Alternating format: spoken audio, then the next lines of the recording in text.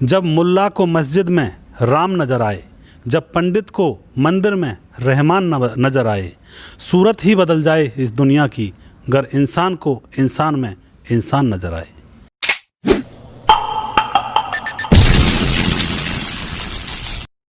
राम राम, जय श्री राम साथियों। मैं हूं सुदेश कुमार और तिरछी बात चैनल में आपका स्वागत है।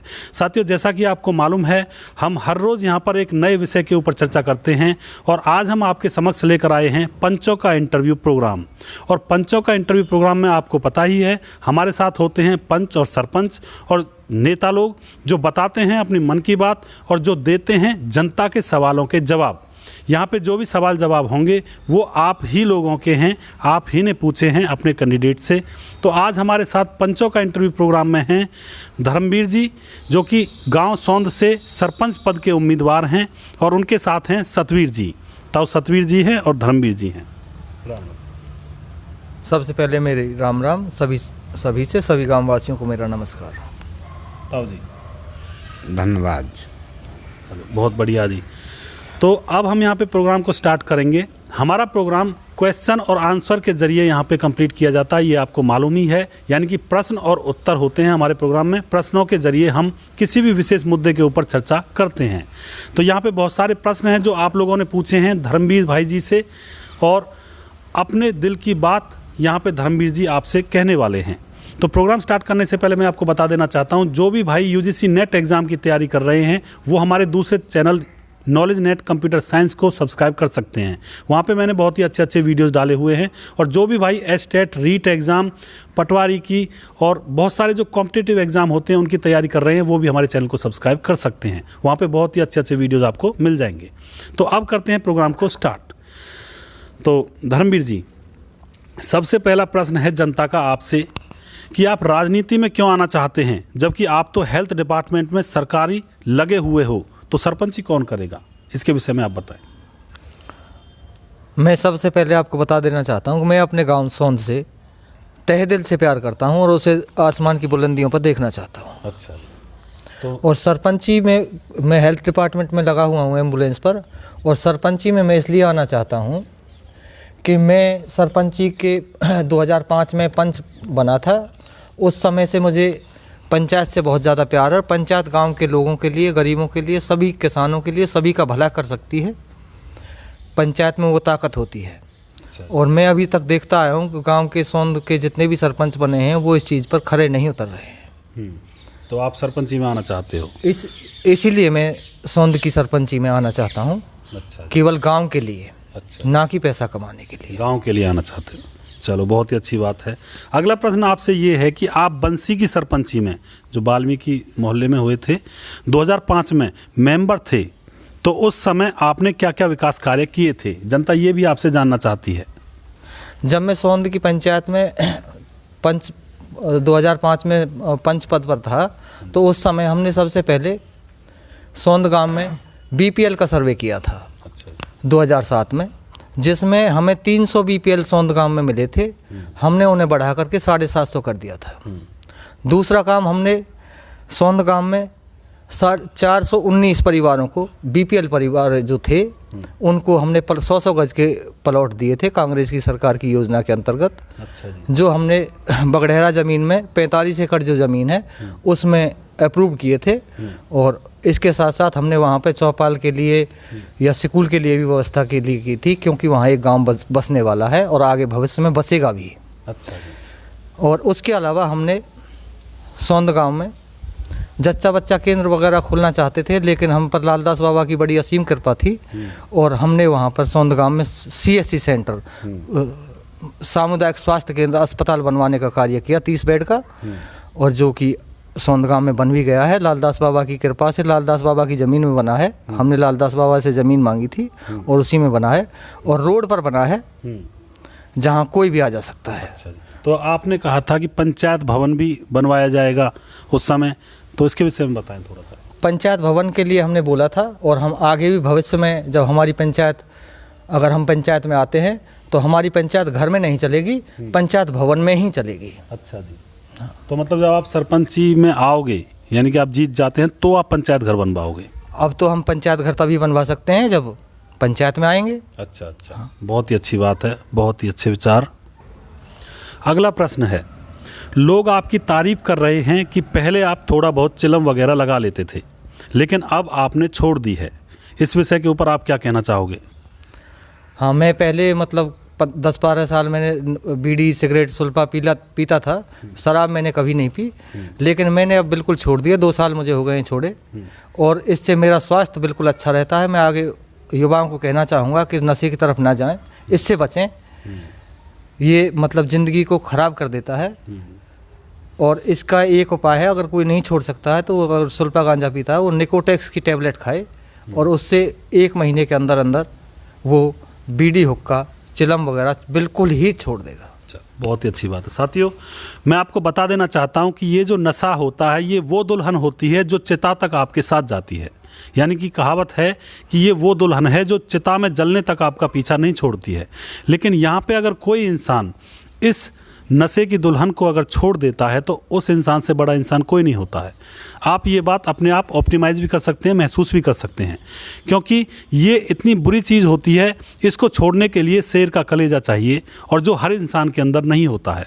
तो यहाँ पे नौजवान भाइयों से मैं यही अनुरोध करना चाहूँगा कि अगर इस चीज़ में आप पड़े भी हुए हैं तो इससे दूर निकलने का पूरा प्रयास किया जाए।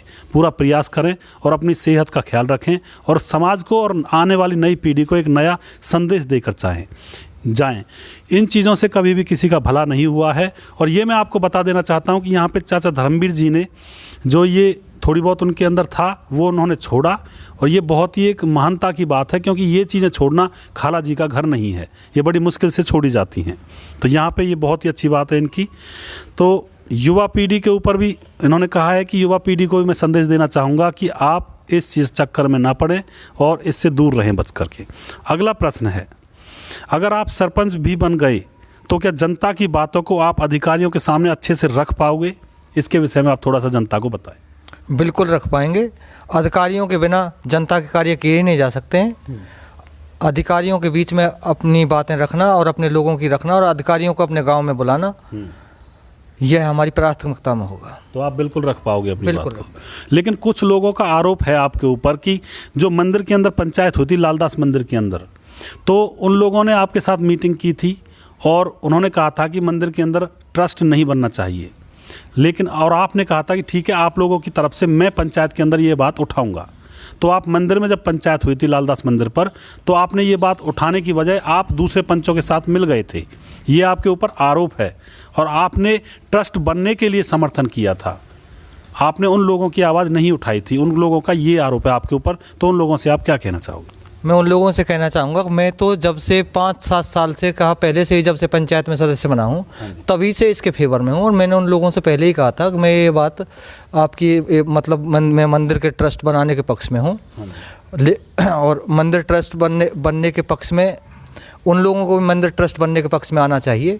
मेरी उनसे ये अपील है, और भविष्य में सभी मंदिरों पर ट्रस्ट बने, इसके लिए मैं कामना करता हूँ। तो आप ट्रस्ट के फेवर में हो? जी, मैं यानी कि मंदिरों पर ट्रस्ट बनना चाहिए। मंदिरों पर ट्रस्ट जरूर बनना चाहिए। तो ये बात मैंने लालदास में कही। फायदा क्या होगा जी ट्रस्ट से, मंदिरों पर बनने से? ट्रस्ट से फायदा ये होगा कि मंदिरों की आय बढ़ेगी। अच्छा जी। और मंदिरों की आय बढ़ेगी तो मंदिर का विकास होगा। अच्छा अच्छा। और मंदिर कोई भी काम, पुण्य का कार्य, धर्मार्थ का कार्य, मंदिर संस्था से लालदास बाबा से एम्बुलेंस दान कर सकते हैं, किसी का इलाज करा सकते हैं। अन्य ऐसे कार्य जो ना किसी चीज़ से ना हो, वो मंदिर ट्रस्ट से हो सकते हैं। अच्छा, यानी कि मंदिर के लिए बेनिफिट है, फायदा है। मंदिर के लिए भी फायदा है और ग्रामीणों के लिए भी फायदा है। अच्छा जी, चलो बहुत ही अच्छी बात है।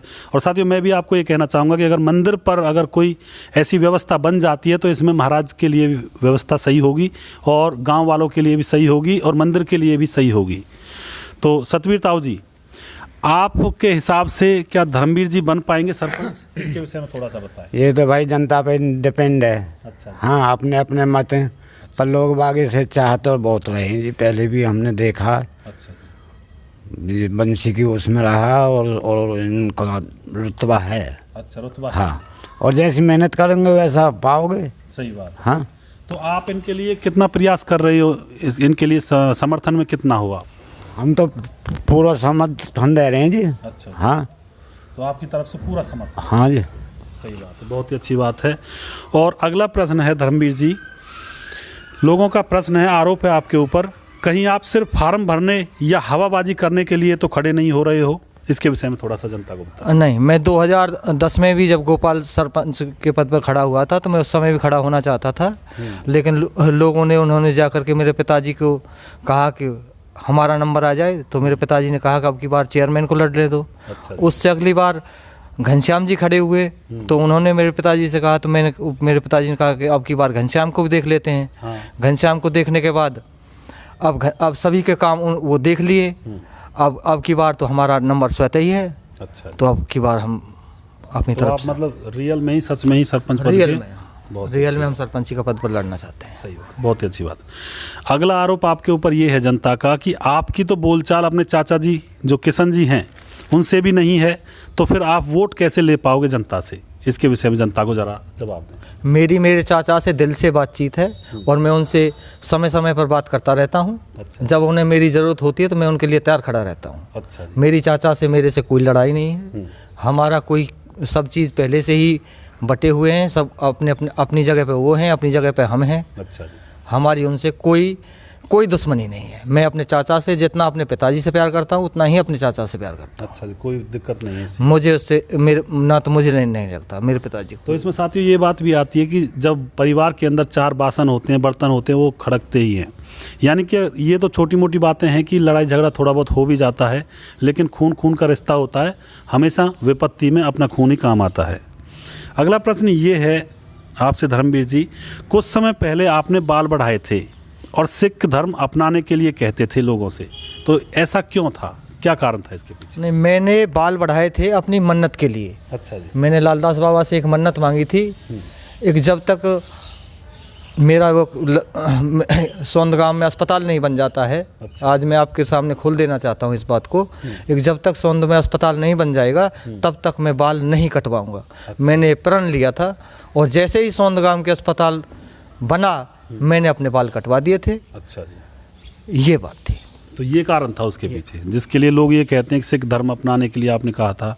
क्या ऐसा सच में था भी या फिर ये गलत ही बात है? बिल्कुल सिरे से खारिज करते हो आप? ये मैं सिरे से खारिज करता हूँ। मैंने तो अपनी मन्नत मांगी थी लालदास बाबा से। एक लालदास बाबा, मैं अपने गांव के लोगों के लिए एक अस्पताल बनवाना चाहता हूँ। जिस दिन वो अस्पताल बनकर तैयार हुआ और मैंने उसके जैसे ही नींव रखी गई मैंने अपने बाल कटवा दिए थे और गांव को अस्पताल मिल गया। मेरी मन्नत पूरी हो गई। तो ऐसा वैसा कुछ नहीं था कि आप सरदार वगैरह बने? नहीं।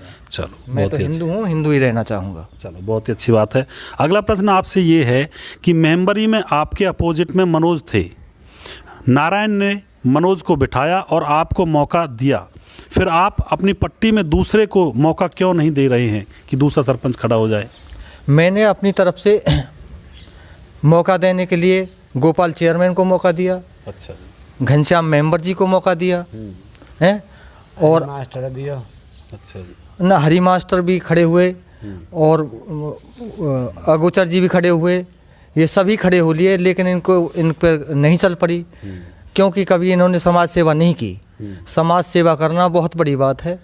हमने जब से 2005 से राजनीति में आए तभी से गाँव वासियों की सेवा की है और आगे भी करते रहेंगे। अगर सरपंच बनेंगे तो भी, ना बनेंगे तो भी। अच्छा जी। हाँ जी। यानी कि सेवा करते रहेंगे। सेवा करना हमारा दायित्व है। जब तक जिएंगे तब तक सेवा करेंगे। तो आपने मौका सभी को दिया एक बार?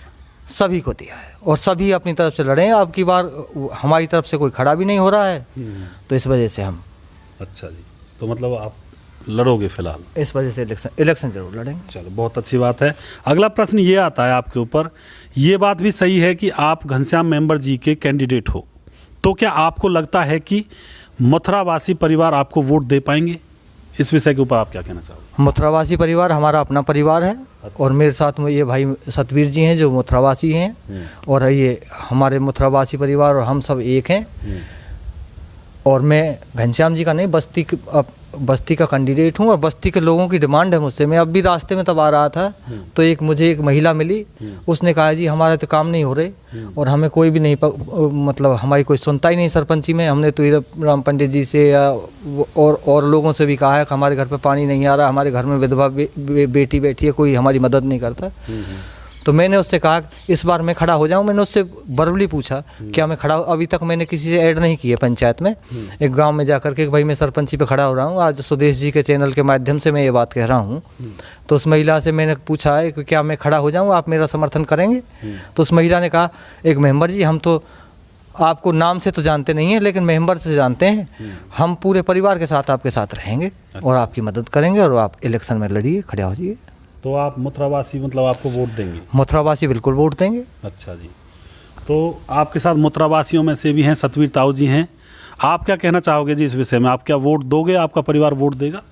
हाँ जी, इसे 90% वोट मथुरावासी में से मिल जाएंगी और प्रजापतन में भी मिलेंगी। अच्छा जी। हाँ, सब बिरादरी में से मिलेंगी। तो मिल जाएंगे मतलब वोट, हाँ। समर्थन में हो। हाँ। चलो बहुत ही अच्छी बात है। अगला आरोप आपके ऊपर ये है धर्मवीर जी, अब तक तो आप एटम सरपंच को वोट देते आए हो, फिर अब आप उनके अपोजिट कैसे खड़े हो गए? ये भी प्रश्न है जनता का, इसका भी जवाब आप दीजिए। हाँ, एटम के साथ हमारे दादा, हमारे पिताजी, हमारा पूरा परिवार एटम के साथ सदा से रहा है और हम एटम के आज भी एटम की बड़ी इज्जत करते हैं। आज एटम सरपंच के साथ उसका अपने ही लोग नहीं रहे, माना पट्टी वाले जो लोग थे जो एटम के साथ चलते थे 500-400 आदमी, आज एटम के पास अपने ही 200 वोट 150 वोट पर नहीं जा पा रहे उसके बच्चे। तो अब जब एटम के पास वोट ही नहीं है तो हम ही क्या करें उनके साथ लग करके। सही बात। और इस वजह से अब तो हम स्वयं ही खड़ा होना चाहते हैं, हम भी तो लोगों की भलाई कर सकते हैं। अच्छा जी, तो यानी कि आप अपनी तरफ से जनता की सेवा करना चाहते हो? जनता की सेवा करना चाहते हैं। चलो बहुत ही अच्छा जवाब है। और अगला प्रश्न ये है जनता का आपसे, लोग आपको वोट क्यों दें? आपकी क्या गारंटी है कि आप अपने वादों पर खरा उतर पाओगे? जो भी वादे आप करोगे जनता से, तो लोग आपको क्यों दें वोट? लोग हमको वोट इसलिए दें, पहले हमारे पुराने कार्य को देखें। हमने जो काम अपने हाथ में लिया, जब तक वो पूरा नहीं हुआ तब तक हमने खाना भी नहीं खाया। अच्छा। जैसे हमने पेंशन बांटी 10 साल, हमने 5 साल अपनी पंचायत की, 5 साल जेलदार साहब की पंचायत की, 10 साल पेंशन बांटी। मैं पेंशन 1200 आदमी को पेंशन बांटता था। मैं वहाँ से तब हटता था जब मेरे सामने से सारे लोग हट जाते थे। अच्छा एक भी आदमी मेरे सामने खड़ा नहीं रहता था, एक दिन में पेंशन बांट देता था। अच्छा जी। और आज वो बड़े बुजुर्ग हैं, भटकते फिरते हैं, उनकी कोई मदद नहीं करता, किसी की पेंशन को रुकवा देते हैं, किसी के साथ कुछ करवा देते हैं। हमने किसी की पेंशन नहीं रुकवाई जी, हमें 300 आदमी को पेंशन मिली। हमारे टाइम में 1200 आदमी की पेंशन हो गई। आज भी 200-400 आदमी की पेंशन बननी सोंद गाँव में अभी बाकी हैं। बहुत से ऐसे हैं जो निराश्रित बच्चे हैं, जो छोटे कद के हैं या जिनका विकास नहीं हो पा रहा है। आज उनके माँ बाप कहते हैं लेकिन गांव में उनकी कोई मदद करने वाला नहीं है जो उनको लेकर के जाए और उनकी मदद करे। अच्छा जी। हम ये चाहते हैं कि जो पेंशन से वंचित हैं, निराश्रित हैं, उनकी मदद करें और आगे भी हम इन्हीं कामों के लिए पंचायत में आना चाहते हैं। सही बात है, यानी लोगों की भलाई के लिए आप जी।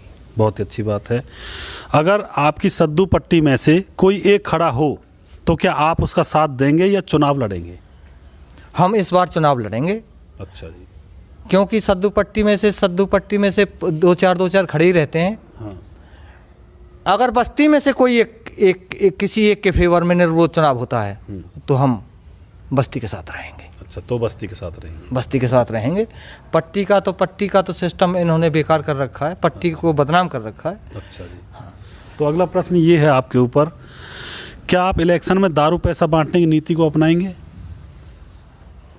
हम शराब या सुल्फा गांजा या कोई भी बीड़ी भी किसी को नहीं पिलाएंगे। हमारी ये नीति है कि हम 0 बजट पर इलेक्शन लड़ेंगे।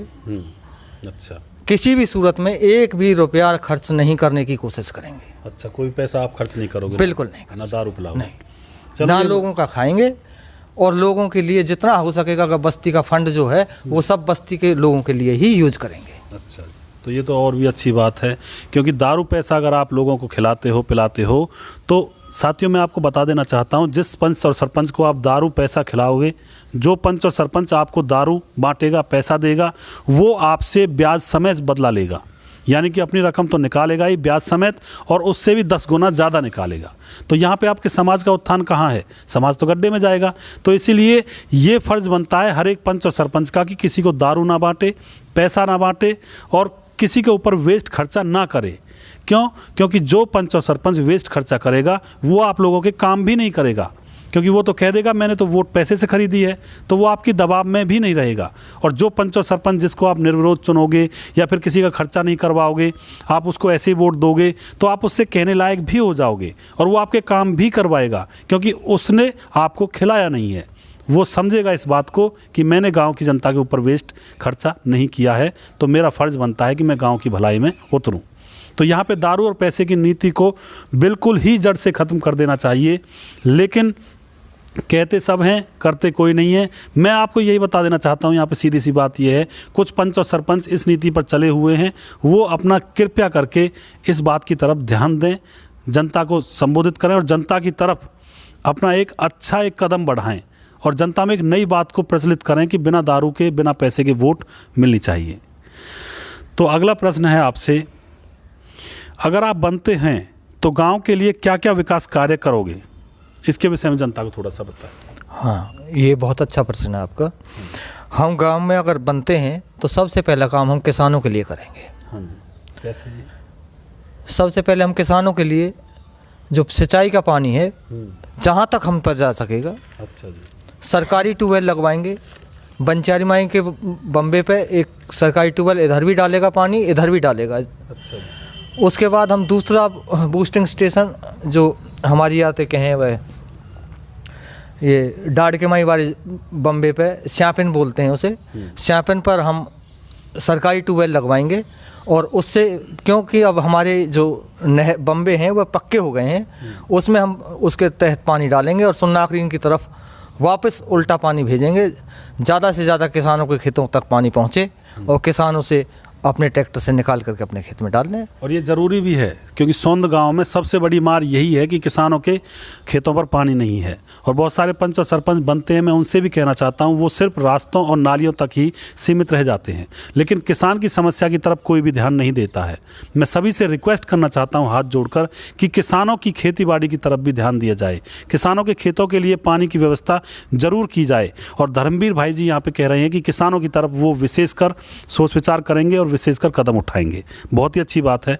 और क्या विकास कार्य करोगे धर्मवीर जी? इसके सिवा हम गांव के लोगों के लिए रोजगार के विषय पर भी बहुत अच्छी तरह से काम करेंगे। अच्छा। गांव के गरीबों को जो काम करना चाहते हैं अपने गांव में ही काम देंगे, चाहे उनसे पेड़ लगवाएं रास्तों में या रास्तों की साफ सफाई कराएं।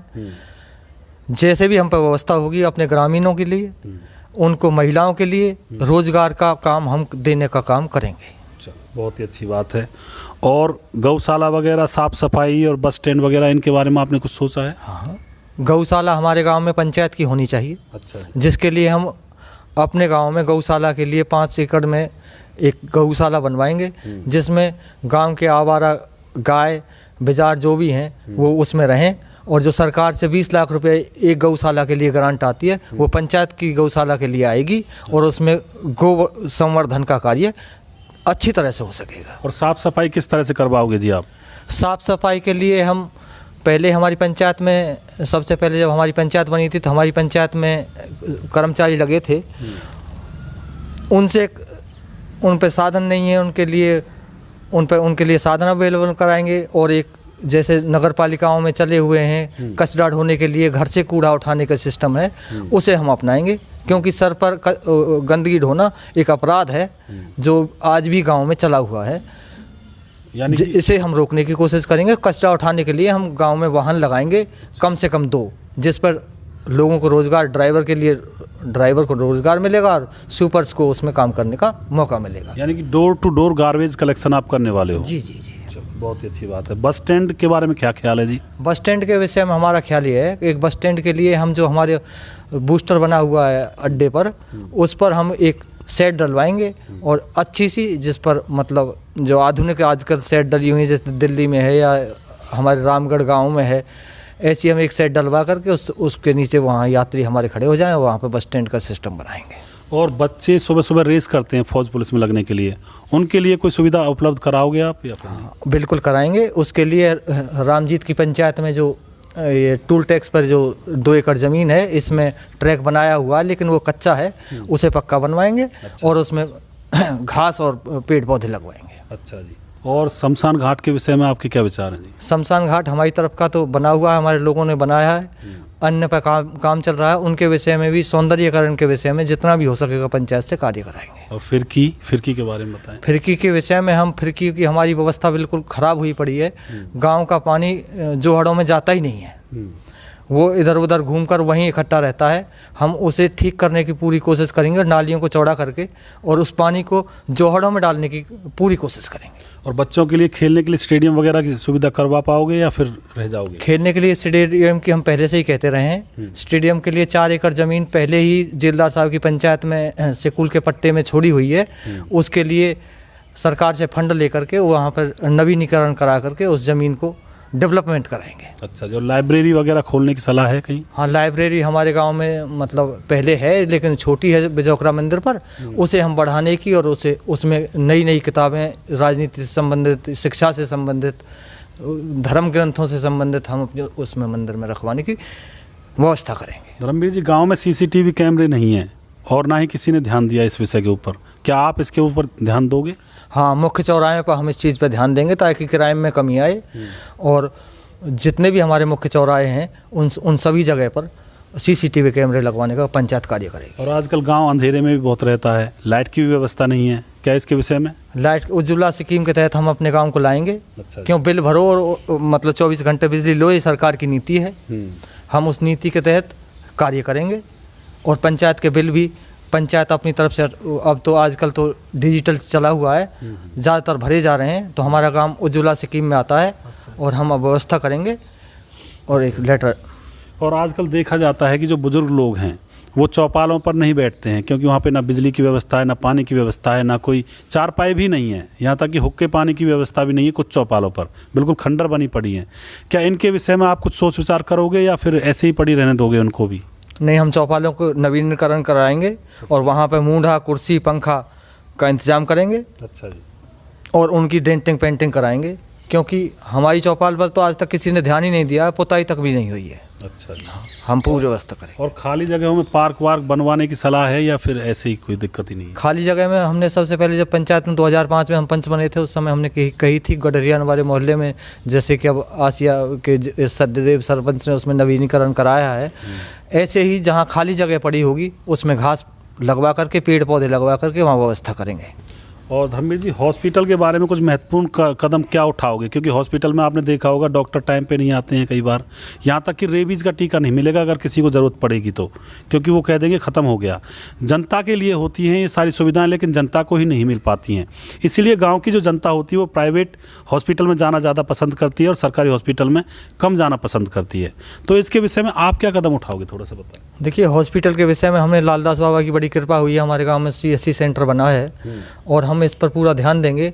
आज तक किसी सरपंच ने इस पर ध्यान नहीं दिया। ताला लगाने के लिए जाते हैं, सिर्फ ताला लगाने के लिए, और लोगों की तरफ ध्यान नहीं देते हैं, और हम उस पर पूरा ध्यान देंगे। उस पर अस्पताल में स्टाफ भी बढ़वाएंगे और अस्पताल की डेंटिंग पेंटिंग पुताई भी नहीं हुई है उस दिन से, उस पर भी हम ध्यान देंगे। मेन बात तो ये, इसी वजह से हम राजनीति में आना चाहते हैं, क्योंकि जो हमने विकास कार्य कराए वो सारे ठप करके गिर रखे हैं। मेन बात तो ये आती है साथियों और धर्मवीर जी, मेन बात ये आती है कि डेंटिंग पेंटिंग ठीक है अपनी जगह पे होनी भी चाहिए, मैं ये नहीं कहता नहीं होनी चाहिए, लेकिन डेंटिंग पेंटिंग से ज़्यादा मायने रखता है लोगों की सेवा। जब लोग उसके अंदर जाएंगे ही नहीं, क्योंकि उनको वहाँ पे सुविधाएं नहीं मिलेंगी और उनके जो बीमारी है उसका इलाज नहीं हो पाएगा, तो ये सबसे ज़्यादा बड़ा मायने रखते हैं। तो लोगों का इलाज वहाँ पे होना चाहिए, लोगों की तरफ केयर होना चाहिए, ध्यान देना चाहिए लोगों की तरफ, तो ये सबसे ज़्यादातर मायने रखता है। और अगला प्रश्न आता है जोहड़ों की साफ़ सफाई।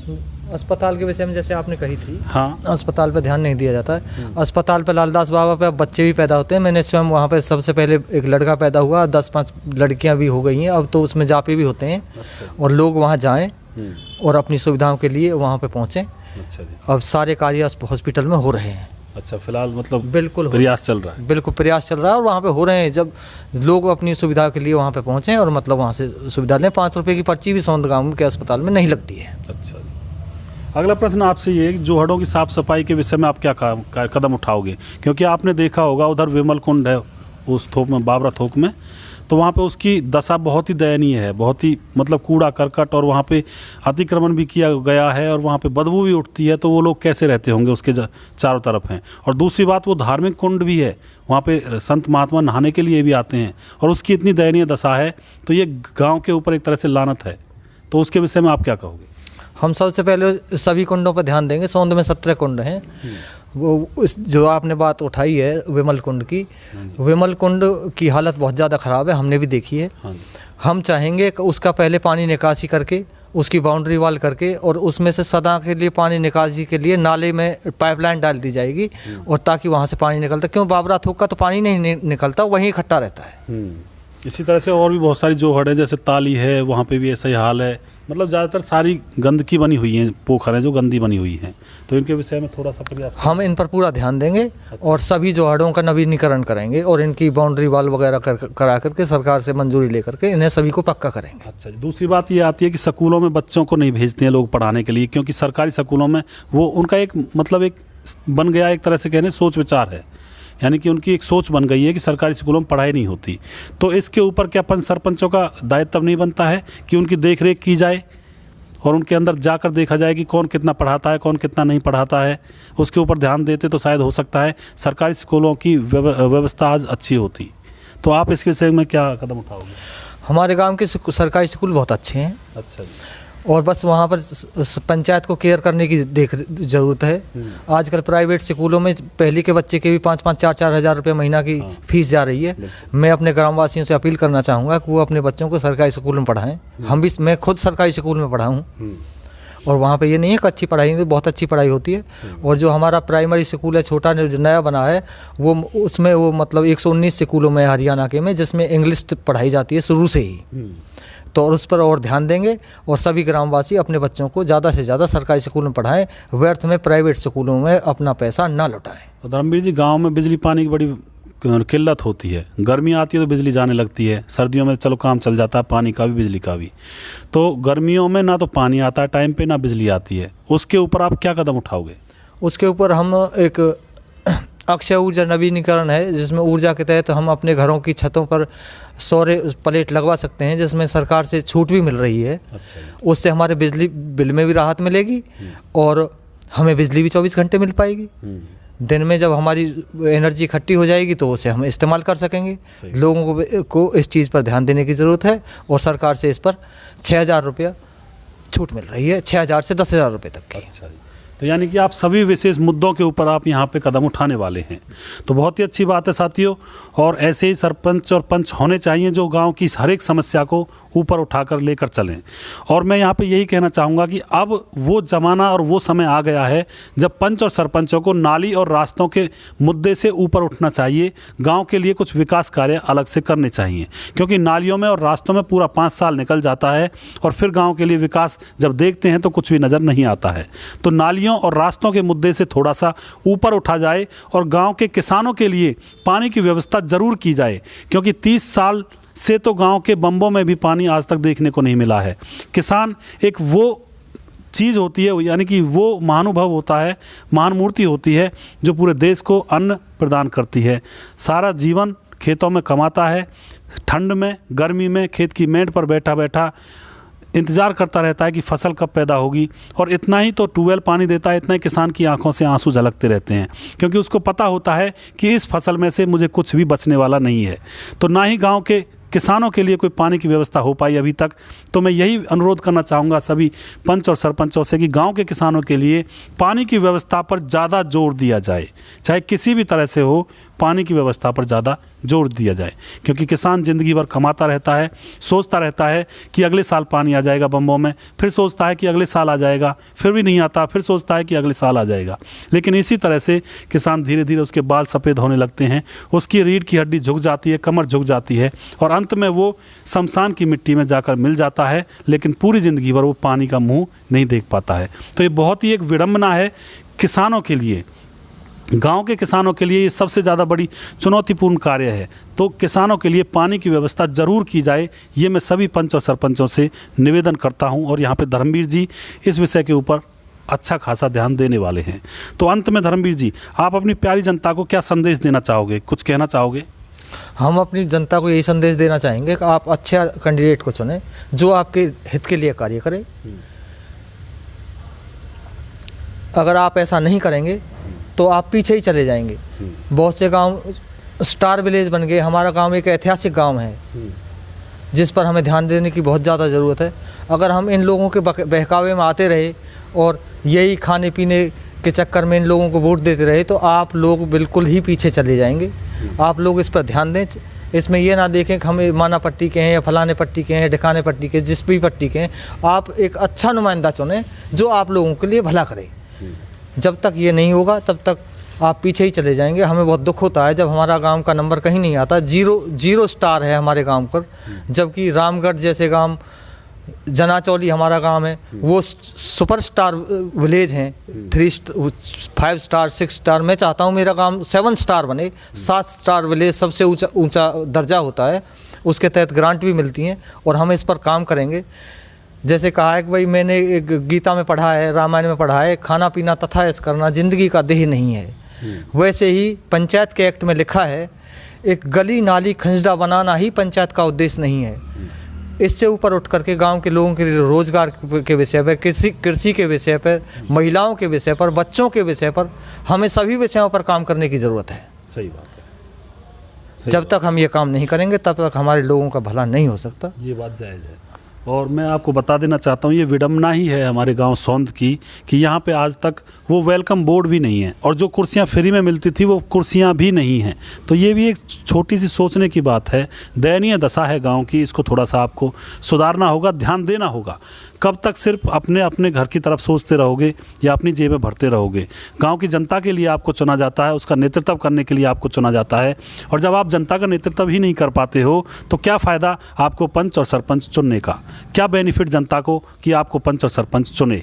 आने वाली पीढ़ियाँ आपको धिक्कारेंगी, गाली देंगी कि हमारे पूर्वजों ने किस तरह से पंच और सरपंच चुन के दिए थे हमें, जो कि गाँव का विकास अभी तक नहीं हो पाया। तो अच्छा चुनें, सच्चा चुनें, जो गांव हित में और समाज हित में कार्य कर सके। इस तरह का पंच और सरपंच चुनें, कोई भी नेता चुनें तो गांव की तरफ और जनता की तरफ, क्योंकि गांव और जनता सर्वोपरि होती है। जनता के सामने ना कोई नेता बड़ा है, ना कोई पंच बड़ा है, ना कोई सरपंच बड़ा है। तो सर्वोपरि होती है जनता। जनता सबसे बड़ी होती है। जनता के हित में सोचकर कार्य किए जाएँ, यही हम आपसे उम्मीद रखते हैं। और अंत में सतवीर जी, आप भी कुछ जनता से कुछ कहना चाहोगे? हम तो यही कहना चाह रहे हैं कि जनता को खुद सोचना चाहिए। हाँ, और विश्वास कैंडिडेट का भी होना चाहिए। और पीछे नकारता है तो उसकी कोई बात ही नहीं है।